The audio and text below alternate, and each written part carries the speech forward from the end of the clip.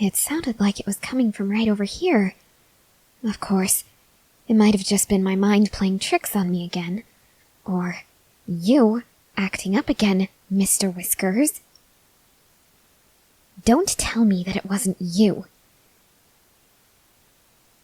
Why am I always accusing you of things? Why do you think? You're always screwing around with my senses and my emotions. You make me hear things that aren't really there. You make me see things that aren't really there. I only enjoy experiencing that when I am huffing my gas, not when I am being toyed with by an imaginary cat that lives in my head for some reason. Oh. Well, hello there. You're an awfully tiny little thing, aren't you? From the noises I was hearing, I almost thought that there was another person out here. But you're nowhere near the size of a human being. You're just a small, fragile little kitten, aren't you? What are you doing so far out in the woods? Is that so? You got lost? Oh, don't look at me so perplexed. Of course I can understand you. Did you think that I couldn't? Is that not normal for most people? I see. Well, I suppose it makes sense that I would be able to do something that isn't considered normal. After all, I am the furthest thing from normal. Depending on your definition of normal, that is, since nothing can really be considered normal since everyone is different, nothing is always the same between two people. But I digress. Based on societal standards of normality, I am certainly not normal. Oh, I guess that really doesn't explain why I'm able to understand what you're saying. After all, you're a little kitten and I'm a human. I do have a voice in my head, though unlike most schizophrenic individuals, it isn't a human voice. It's a cat that meows at me constantly, and somehow I've always been able to understand him. I guess because I grew up with him in my head, so I got used to his meowing, and I know what it means by now. So that must be why I understand you. I didn't think that an actual kitten would sound exactly like the voice in my head. Very odd. But this world is full of oddities. I am one of its greatest, after all. So I shouldn't question it, really. How did you get lost, if you don't mind my asking? I see. You were playing a game of tag with a chipmunk and it ran away? Oh, it ran up a tree. You can't follow it there, can you? Poor little thing. You didn't get to catch and kill it. That's the most amusing part of tag, after all, don't you think? You're rather cute. And quite sadistic, if I may say. After all, you wish to capture and kill a little chipmunk, one of the cutest animals on Earth, by societal standards, that is. How twisted. Oh, no. I understand that as a feline, you have certain instincts, and those instincts make you want to hunt smaller creatures.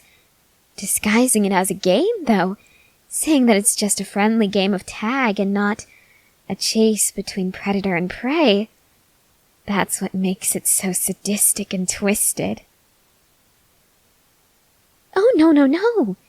You don't have to apologize for that. I quite like it, actually. Do you, by chance, have a home or an owner? You don't? Have you just been living in the forest all your life? I see. Well, little one, today is your lucky day. How about I take you back to camp with me? You can be my little secret. I'll take such good care of you. And in return, you will be my loyal pet. You will always do everything I tell you, no matter what. Do we have a deal? All right then, come here. Hey. Why are you backing away from me? Are you afraid of me? Do you think that if I pick you up, I'll drop you or try to hurt you? Then what is it? You'll follow me back? Why can't you just follow me now? You're tired? All the more reason for me to carry you, don't you think? Come here, little one. Let's get you settled in my arms. Hey, no, no. Bad kitty. Bad, bad kitty. You do not scratch. Hey now, hey. There's no need to cry. I'm not going to hurt you. I was just upset that you scratched me, okay? I don't like being scratched. I get enough of that from Mr. Whiskers. Sometimes he even digs his claws right into my eyeballs. I don't need another disobedient kitty on my hands. It's all right, I forgive you. I did grab you quite suddenly after all. It's understandable that you would try to scratch me.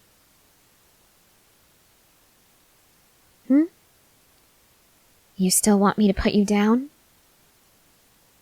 Fine, whatever you say. Are you going to follow me back now? Later? Why wait? If you're tired, let me carry you. If you're not, follow me right now, so we can get you settled in your new home. Hey, what are those noises you're making? I've never heard a cat make those noises. Are you okay? Are you going to be sick or something? Are you dying? What in the world? Humans can do that? I've never seen anyone quite like you. Someone with cat-like features, ears and a tail. Someone who can shapeshift at will.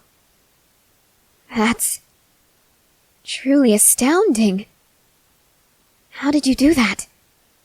Is this some kind of witchcraft? What did you do to cause this? Tell me, please. You were born like this. How is that possible? Did one of your parents make a deal with the devil? No? Then how could anyone be born like this? Really? You're not human? What are you then? A Neko? In all my years of studying the strange and unknown, the supernatural and paranormal, I don't believe I've ever heard of a creature like you. What exactly does that mean? It means that you have feline features and instincts? Is that why you're able to turn into a cat? Well then, why not appear to me in your human form? Or, better yet, why not remain in your cat form and allow me to carry you? You ran out of energy. So, you can only turn into a cat when you have a substantial amount of energy?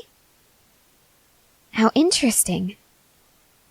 I would think that taking on a smaller form would take less energy. Though I suppose, if you were born in a human form, altering your natural form, that would certainly take a lot of energy, whether your new form was smaller or not. Oh, you are afraid of letting me see this side of you? Why ever would you be afraid of that? I told you that I have a voice in my head, and that voice is a cat that is somehow able to scratch and bite me whenever he pleases. Why would you be afraid of me? You thought that I might hurt you? Oh, little kitten, I could never hurt someone like you. Quite the opposite, actually. I want to know more about you. I want to become closer with you. I still want you to be my loyal little pet. Do you think you can do that for me still? What would it involve? Well, you would obey my every command, no matter how absurd or horrifying it may be. And in exchange, I would give you food, a warm place to sleep every night, shelter for the rest of your days, and, if I'm feeling generous, if you've been an exceptionally well-behaved little pet, I'll give you a little affection, too. What kind of affection? Any kind you want. It can be physical affection, such as hugs or head scratches. It could be emotional affection in the form of positive affirmations. Or it could be something else entirely. It's all up to you. Is there a catch? Oh no, certainly not. Well, perhaps one.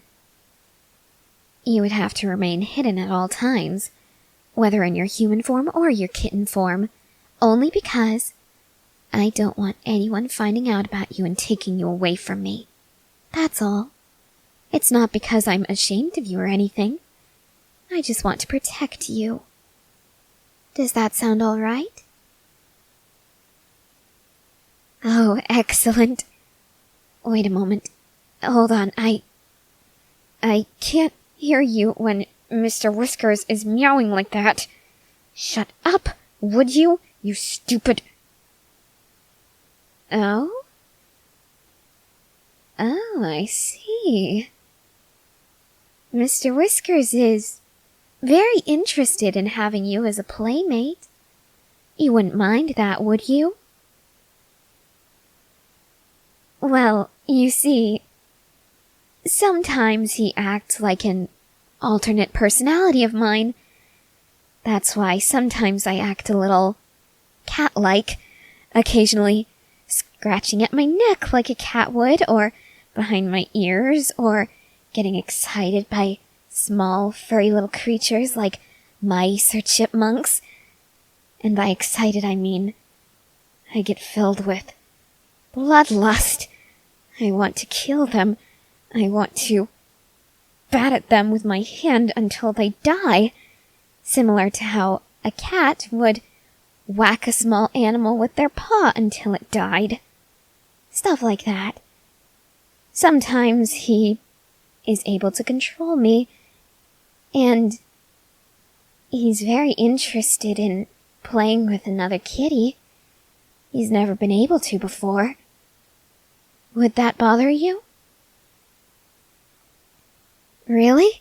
It wouldn't? Well then, I guess this is the start of a new friendship, isn't it? The friendship between the two of us, and the friendship between you and Mr. Whiskers. Oh, speaking of which, my neck is getting scratchy, and very itchy, very scratchy. I think he wants to say hi to you himself, and not just have me relay the message. You wouldn't mind that, would you? And then I can retake control, and we can go back, and I can get you nice and settled. I think I have a basket that you could sleep in, if you want. Or you could sleep at the foot of my bed like a good little pet. Is that all right? Okay, one moment.